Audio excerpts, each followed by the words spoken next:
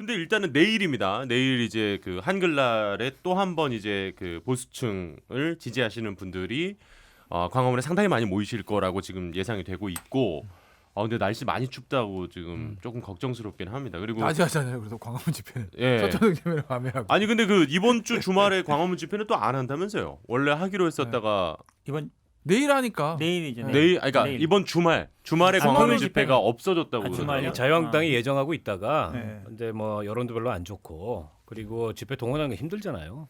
돈도 많이 들고. 자유한국당 지역위원장들도 밑에서 좀 불만들이 많은 것 같고 돈도 많이 들고 아니 근데 한국당은 이제 그 내일 집회죠. 내일 하니까 그러니까 주말에 내일로 두 번- 모으겠다는 겁니다. 두 번은 한국당도. 힘들죠. 일주일에 두 번은 어떻게 해요? 그거 못 해요. 사실 빨간 날에 또 이렇게 다 나오시는 것도 그쵸. 대단한 네. 그 지지인데 네.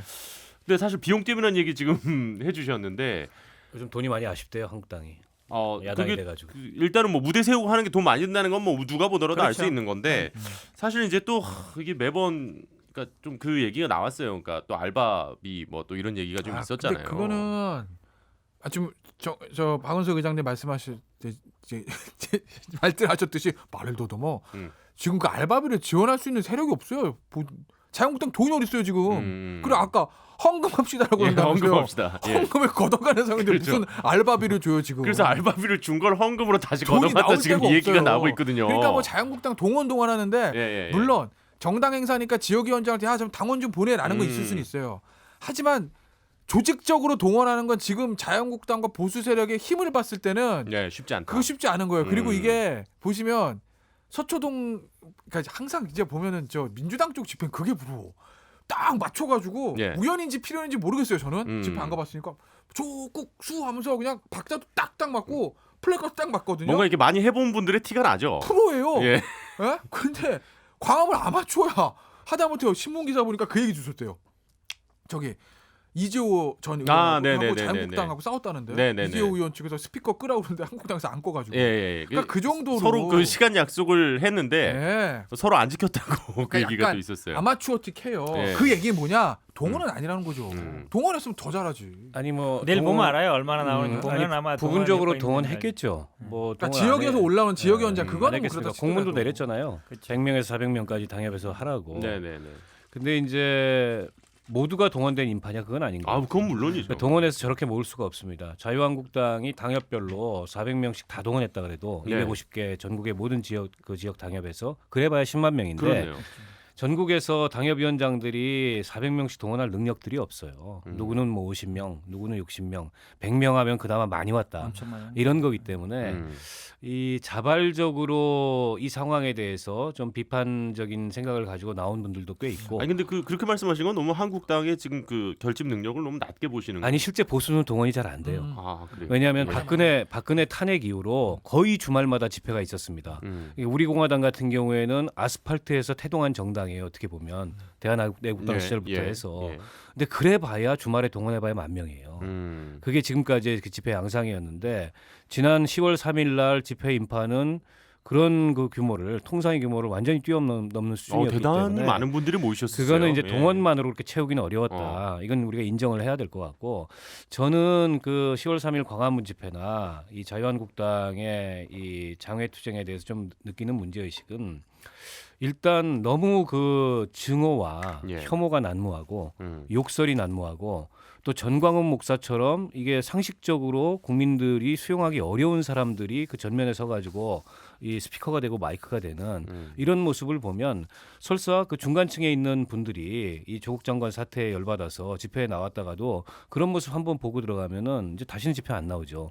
게다가 청와대 앞에서 그 한 40명 정도 당일날 연행이 됐잖아요. 예. 강목 들고서 뭐 청와대 96분인가 네, 들어가겠다고 결국에 한 명 구속이 네, 됐는데 이게 폭력 집회 상태로까지 나갔는데 그런 모습 보면 오히려 이제 집회 동력이 축소돼요. 그거는 과거의 집회를 저희가 많이 해봤기 때문에 압니다.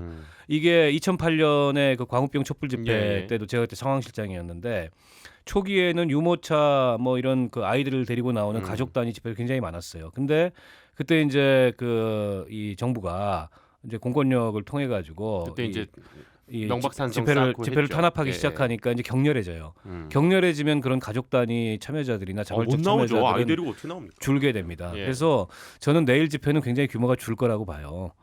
지난번 10월 3일에 이어서 일주일 상관에 그 정도 규모를 또 한 번 이렇게 결집하기가 쉽지 않고 그리고 지난 집회에서 그 내부 갈등도 있었고 또 정광훈 목사 같은 사람이 나서가지고 뭐 헌금 요구하고 우리 오늘 뭐 청와대에 가가지고 뭐 다 담 넘다가 예. 그 경호원들이 총 쏘면 맞자 뭐 이런 과격한 얘기하고 순교하자 뭐 이런 순교하자 이런 얘기 얘기하고 했다 그러죠. 때문에 자발적으로 참여했던 그 이 상황에 분노한 중간층들은 내일 집회에 대거 불참할 가능성이 높습니다. 이런 점은 전략적으로 굉장히 미스예요.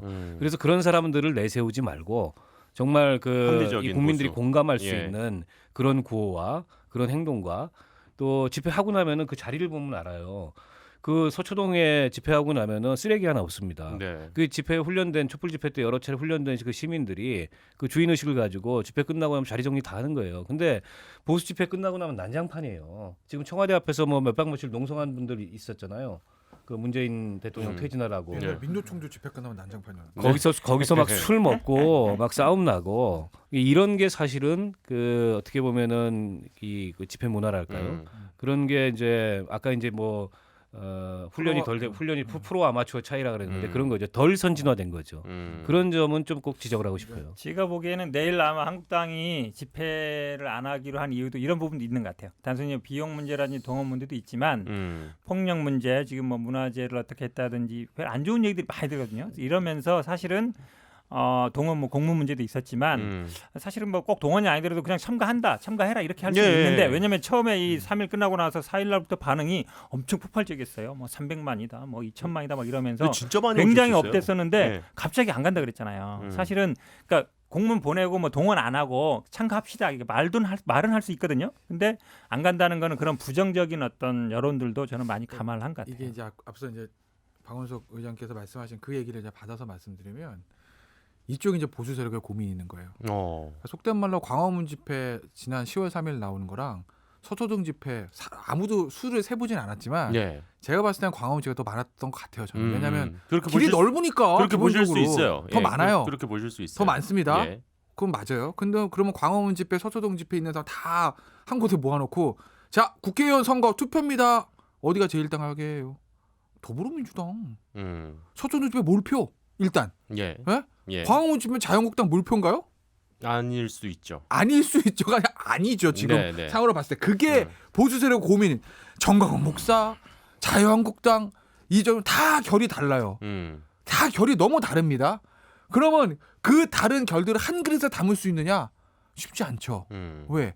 담다 보면 결국 탄핵 얘기가 나오고 박근혜 전 대통령 얘기가 나오고 또 건널 수 없는 강들이 있어서 그게 너무너무 어려운 문제예요. 왼쪽이 들어오면 오른쪽이 빠지고 위가 들어오면 아래가 빠지는 형국이거든요. 예. 그게 보수 세력의 고민인 거예요. 그러네요. 광화문 집회 숫자가 예. 서초동 집회 숫자보다 많지만 선거를 하면 그러니까 그 이제 이게 달라지는 종교와 거죠. 관련된 지금 그 정치 그렇죠. 세력을 또 만드시려 한다 뭐 이런 얘기도 그렇죠. 있고. 하죠. 더구나 만약에 예, 패스트트랙처럼 예. 만약에 예를 들어서 뭐 연동형 비례를 하면 어쨌든 뭐 2% 3% 얻을 가능성이 있으면 당연히 이분들도 계속 지난번에 출마도 하고 당도 만들어 왔어요. 그렇죠. 아니, 예. 그런데 이제 그 예. 비율을 못 넘어서 그런데 당연히 시도하겠죠. 그러니까 보시면 정광훈 목사 당 그렇다 치더라도 네네. 자유한국당이 바른미래당 유승민 대표 땡겼다 칩시다. 예. 조은진 대표 들어오겠습니까? 그렇죠. 조은진 대표 땡겼다고 봅시다. 우리 공화당. 유승민 전 대표 들어오겠습니까? 안 들어오죠. 그렇죠. 그걸 다 합쳐도 지금 될까 말까한 상황인데.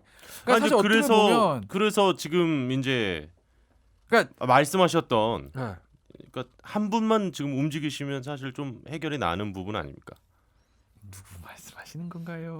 누굴까? 그러니까 예. 뭐 박근혜 전 대통령이 뭐 보면은 일각에서는 지금 저 뭔가 내년 총선을 두리고 노림수가 있다라는 얘기도 솔솔 들려오는 건 맞아요. 유영화 통해서 뭔가 움직인다 박근혜 전 대통령이. 왜냐면 보면은 본인이 봤을 때는 우리 공화당 있죠.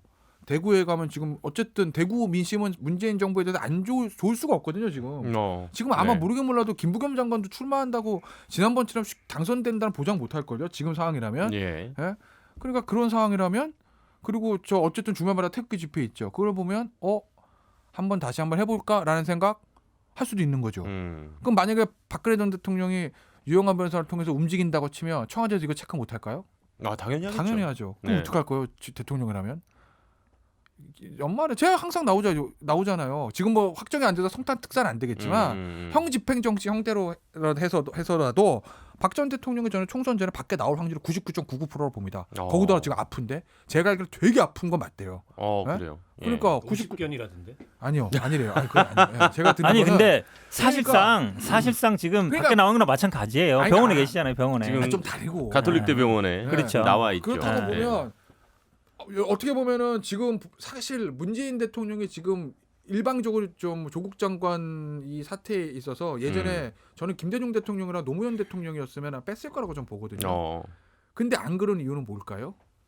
그때랑 전국의 상황이 다르죠. 예. 그때는 김대중 전 대통령 때는 이회창의 한나라당 너무 강력했고 예. 노무현 전 대통령 때도 박근혜의 한나라당 너무 강력했습니다. 음. 그러니까 밀릴 수밖에 없는데 지금은 본인들 판을 생각하면 야 뭐 이렇게 해도 지지도는 어쨌든 야 보수는 분열될 거고 자유한국당이 아직 정상궤도 못 올랐고 거기다가 연말에 박통 나가면 보수의 분열은 가셔야 되는 건데 그럼 해볼 수 있지 않겠어? 라는 생각하고 밀어붙이는 거 아니에요? 그래요. 예. 그런 것도 있는데요. 저는 아마 저 박근혜 전 대통령의 상황이 조금 바뀐 게 예전에는 이제 구치소에 있었단 말이죠. 예. 그리고 밖에 분들이 뭐 소식도 전해주고 막 소리도 지르지만 눈으로 보이진 않았거든요. 뭐 예. TV나 방송을 안 본다 그랬으니까. 근데 지금은 병원에 있어요. 그 예. 앞에 가보시면 알겠지만 플랜카드 엄청 많이 걸려 있습니다. 아 그래요. 그래 석방시켜라 이러고 음. 거기도 집회를 합니다. 거기서. 아 병원 앞에서요? 병원 앞에서 이 태극기 이분들이 와서 집회도 해요. 음. 석방해라 뭐 이러면서. 그러니까 눈에 보일 수 물론 이제 보이는지 안 보이는지 모르겠지만 병원에 와 있기 때문에 보고 듣고 이럴 수 있단 말이죠. 예. 그러면 당연히 그 상황에 대해서 뭐 누가 접견하는지 모르겠지만 저는 뭐 영향력을 아마 본인 스스로 직접 하든 아니면 간접적으로 누가 하든지 간에 충분히 그럴 가능성은 저는 있다고 봐요. 정치적으로 움직일 그걸 가능성은. 그래요. 네. 그리고 박근혜 전 대통령 그렇게 생각하지 않더라도 호가호위하는 세력이 반드시 나온다. 옆에서. 네. 만날 수 있기 때문에 네. 지금 그렇죠. 왜냐하면 예. 못 만나는 건 아니거든요. 예. 알겠습니다. 자, 와 오늘 이 두 가지 이야기만 했는데도 야 시간 보세요. 1시간이 훌쩍 넘어갔습니다. 이 세 분과 또 이야기를 나누다 보니까 오늘 어쨌든 저희의 또 급한 빈자리를 채워주기 위해서 우리 귀한 손님 박원석 의장님이 나와주셨는데 어떠셨어요? 재밌으셨어요? 예, 뭐, 네, 재밌었습니다. 이게 지금 이 오늘 방송은 이준석 최고위원이 별로 좋아하진 않을 것 같습니다. 이게 100만 뷰 돌파. 네. 준서가 안녕. 자, 박 의원님 오셔가지고 네. 굉장히 편했던 것 같아요. 그래요. 네, 예. 훨씬 저보다 또 경험도 많으시니까. 네. 사실 약간 2대1에서 오늘 이제 약간 이준석한테 반 안 당해서 편한 거였지. 아니 둘이서 해야 되니까. 네. 자 오늘도 귀한 시간 내주신 세 분 감사드리고요. 지금 정말로 오늘 이제 방송이 빨리 업로드가 되면은 뭐 한글날이든 이제 또 주말 어쨌든 전에 나올 테니까 본인의 정치적 의사를 표현하는 건 민주시민으로 충분히 저는 가능하다고 보지만 이제 날씨 추워진답니다. 이렇게 건강 관리 잘 하시고 다치는 곳 없이 안전하게 잘 다녀오셨으면 좋겠습니다. 자 일단 두 분은 다음 주에 뵙고 또 우리 박원석 의장님은 뵐 수 있는 기회가 있었으면 좋겠네요. 오늘 귀한 시간 내주셔서 감사합니다. 네, 고맙습니다. 네, 감사합니다. 세 분 고맙습니다. 수고하셨습니다.